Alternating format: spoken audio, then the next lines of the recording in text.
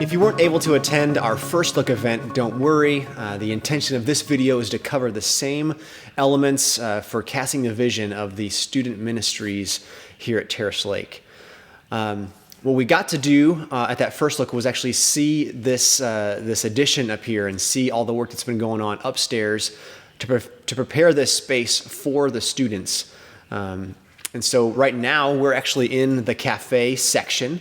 There are two more sections here. We have the fellowship area, which is in the middle. There's a bunch of games, ping pong and pool and stuff like that going on in there. And we also have the worship center on the far end that'll be used on Sunday mornings for our Rise event.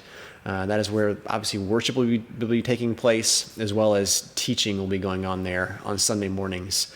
Again, that's for our Rise event, in which I'm going to talk about that a little bit more in just a moment. But what I want to do is everyone who came to the event the other night got to get one of these, which is a road map for how the ministry, the student ministry at Terrace Lake is laid out, and kind of how the vision aligns with this roadmap is what I want to talk about here in this video and give everyone a chance to hear how and why we're going to be doing the ministry here at Terrace Lake for this age group. So first of all, this age group, student ministries, as we're calling it, is from 7th grade through 12th grade. And so those are the kids, the teens who will be involved with this ministry. With this graphic, the first level is what I'll call the know level. And it's to know the truth about Christ. It's the most broad level. It's going to impact the most amount of students. It's also going to be the one, it's very broad, maybe not as deep. The other levels will go deeper, but it's the first level of impact. And we want kids to know about Christ, want to know the truth about Christ.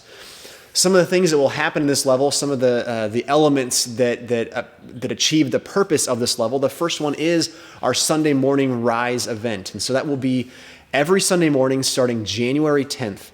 The doors will open around 10:30 every morning, and this event will be happening during second service.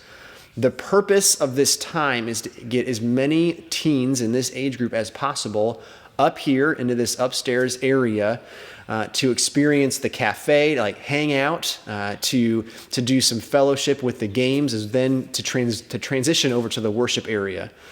And the worship area, this space is designed to teach this age group how to worship, how to learn about Christ, how to experience Christ in that way.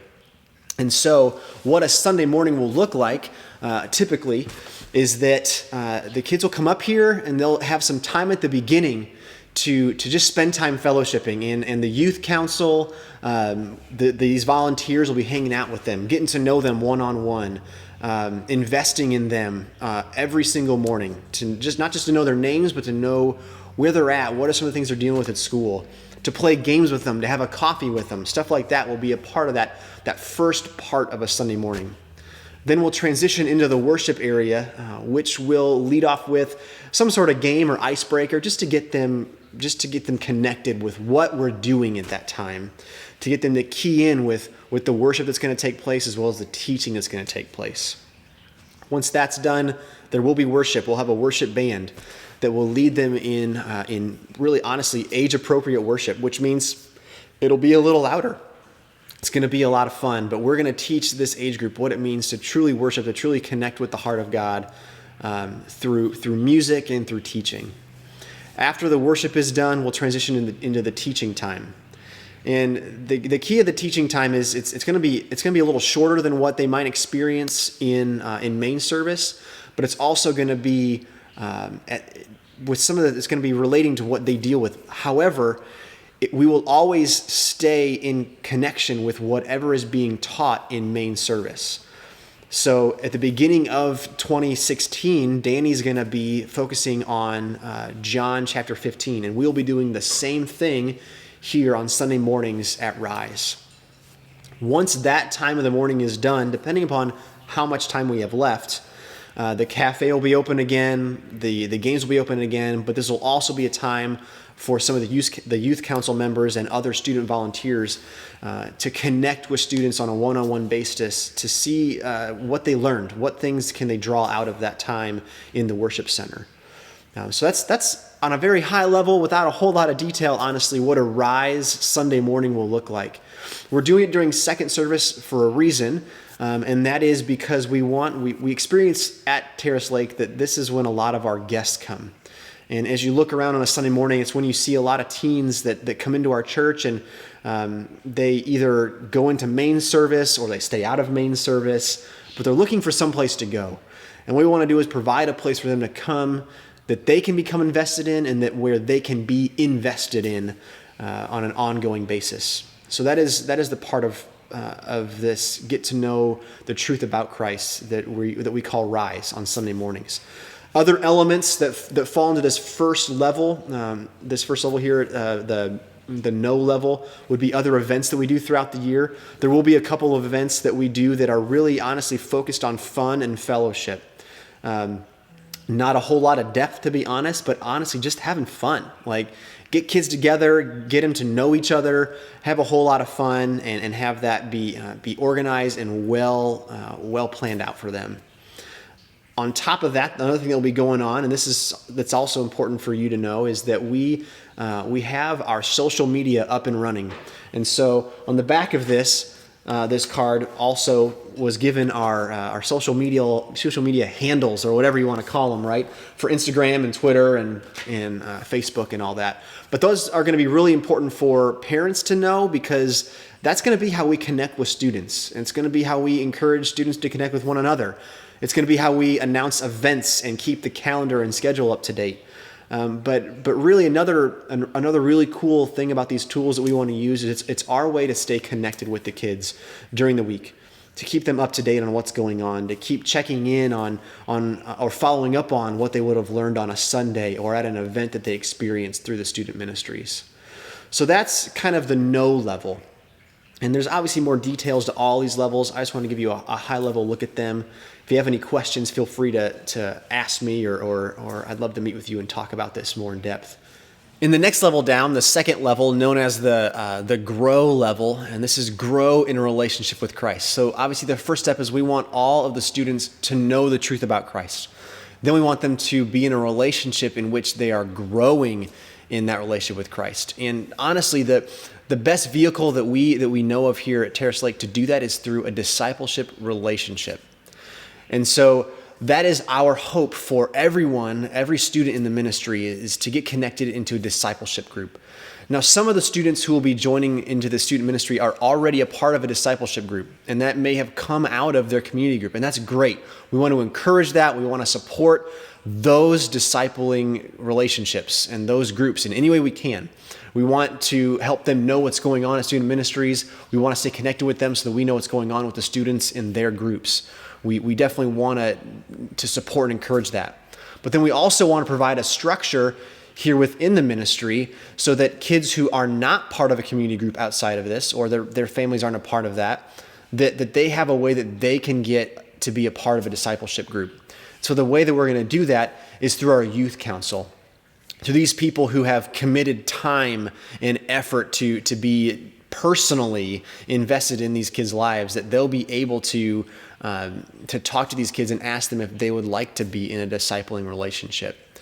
Kind of the way that we're going to go about that is if we're going to be taking attendance on Sunday mornings. And once we notice that we have kids who are coming very regularly, in other words, they're connected, they're committed to a Sunday morning and to this ministry, then we are going to identify one of our members in the youth council to go and approach this student and ask them if they would be interested in being in a discipleship group with them. And the intent, the vision, the goal of a discipleship group and that relationship is really just so that there is somebody like the youth council member that we're talking about who's further along in their walk with Christ that would come alongside a student and be another voice in their life, speaking truth and directing them to the truth that's in Scripture as they go through this hard time of high school and middle school, to find the answers that they need to the questions that come up through this time, whether it's questions about God or questions about how to live their life for Christ in high school. And that's really the point of a discipling relationship. And we want to do that, obviously, in connection with and in support of their parents. Because we know that in this time, that in high school, students, they tend to pull away from their parents a little bit. So we want to have another adults who they can listen to, that can be a part of their life, to help them see and understand what it means to live a life for Christ and to continue to grow in the relationship with Christ, even in high school, even when it gets really, really hard. Now, other elements within this grow in relationship with Christ section would be other events that we will do during the year. So we're targeting 4 events each calendar year, so 1 per quarter about. Now, like I said earlier, some of those will just be for fun and for fellowship, but others of those are going to be centered around growing in a relationship with Christ, knowing more about Him. And so there'll be service opportunities or evangelism opportunities, stuff like that we want to put into their calendar and into their lives to be a part of. So the final level, or the deepest level, is the show level, and this is where we want kids to be able to show the love of Christ to others. And so obviously, like I said earlier, the first level is knowing the truth, and then it's growing in the relationship, and then really where teens need to get to make their faith their own is this area of actually showing their faith, showing the love of Christ to others. One of the biggest breakdowns in a teenager's life of making their faith something that's going to stand through high school and past high school, where that breaks down most often, is that they haven't been given the opportunity to really live out their faith, to really give legs to their faith. It just remains the faith of their parents so often that then when they leave the home, or they leave the church they've been a part of for so long, and those things are challenged, nothing is real to them. None of those things are real. They haven't seen faith acted out or really lived out in their life. And that's what we want to do here in the student ministries, is give them the opportunity to actually live out their faith, to actually do it and see how it impacts the world around them. So that's this show section. Now, there's many levels of opportunity that we're going to give students to serve and to serve with their faith. One is going to be right here in this ministries on Sunday morning. We need people to be able to be on stage leading worship, or helping with media, or serving in the cafe, or being greeters, things like that. We also want to encourage them to serve this body of believers in other ways, like serving down in children's ministry and things like that.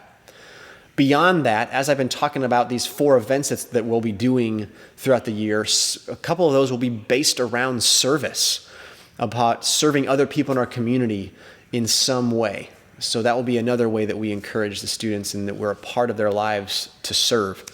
And then finally, the last aspect of showing their faith and encouraging and giving them opportunities to serve is we're going to be developing really a year-long curriculum based around foreign missions. And what I'm working on is to have a relationship with a foreign missionary through which we can create this year-long curriculum that once they apply, and they have to apply, and by apply I mean we need to see that they've been a part of RISE, they've been committed to that, then they've been a part of a D group and committed to that, and then they can apply for this year-long curriculum that's going to take them, like I said, all year round, preparing them for a 1 to 2 week service project that'll happen in a foreign country. Currently, I'm working with a guy that I've known for a while who he runs a school down in the Dominican Republic, and he's actually pretty excited about the aspect of having high schoolers come for 2 weeks to help serve. So that's still in communication, but that's kind of the vision or the hope for where that will go. And I realize that it may be hard to get teens to be invested in a year-long version of this, but that's the point. I don't want it to be easy. I want it to be hard. I don't want it to be a vacation. I truly want it to be something that the kid has to be bought into, committed to for an entire year to get out of it what we hope to get out of it. And that is to solidify the reason for our faith and that is to show the love of Christ to those around us. Now, parents, everything that we've just talked about honestly hinges on you. We can make this great space. We can spend a whole lot of time making sure that we have a vision and a mission and great program, great curriculum. We can have the most intentional volunteers and adults here to spend time with students, but none of that matters if the students aren't here. We can spend a lot of time doing everything that we can on our end, but if the students don't come, then none of it matters. And the other side of that is we can spend all the time doing all this stuff, and then the kids are here, but if they don't go home to a place that is invested in doing the same thing, that is committed to doing the same thing, then again, it doesn't matter, because we only will have them for a fraction of the time that you do, and even less if you don't make them be here. And I know that sounds pushy, it sounds mean to say make them be here, but we can't do that. We cannot make teens come on a Sunday morning. We cannot make them come to an event, but you can. And there's a part about teen life, about high school life, where you as a parent have to make it very evident to them what the priorities in their life should be. Now, sports are fun, extracurriculars are fun, having a job may be important, but there's still a priority to things that are going to have eternal value and those things that are just fun, or those things that are just somewhat beneficial to this life. And I think that sports are great. I think that having a job is great. I did both of those things in high school. But my parents made it very clear that those things are not priorities over my spiritual growth, over my relationship with Christ. And so that's what I'm asking you as parents to do as well.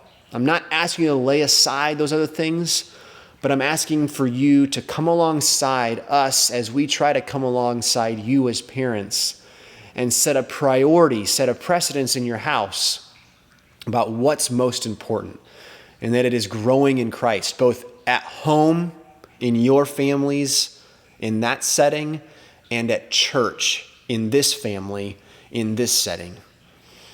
And so I'm asking for your investment. I'm asking for your time. I know it's going to be hard because it means you have to drive people here sometimes, but I'm asking for that so that we can actually make a difference in the life of teens as they go through high school. And I know that so many people write off high school as a time that's just hard. There's a lot of challenges that kids meet in high school, and that's obviously true. But I truly believe that high school can be a place where some of the most important decisions in a person's life are made about following Christ or not following Christ, to really live a life for Christ or to just go to church on Sunday mornings. And I think that those decisions are made and solidified right here in these years. They're so vital. So we don't want to miss them.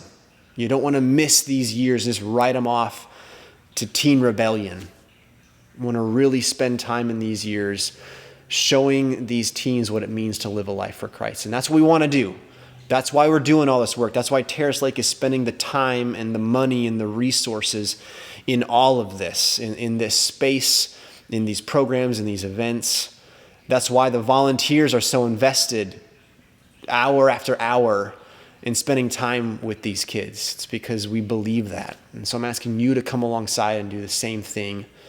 And it's only going to work. It's only going to happen if you are as much, if not more, invested in the lives of these students. And so I'm asking for you to come alongside. I'm asking for the entire family of Terrace Lake to come alongside students and the student ministry at Terrace Lake.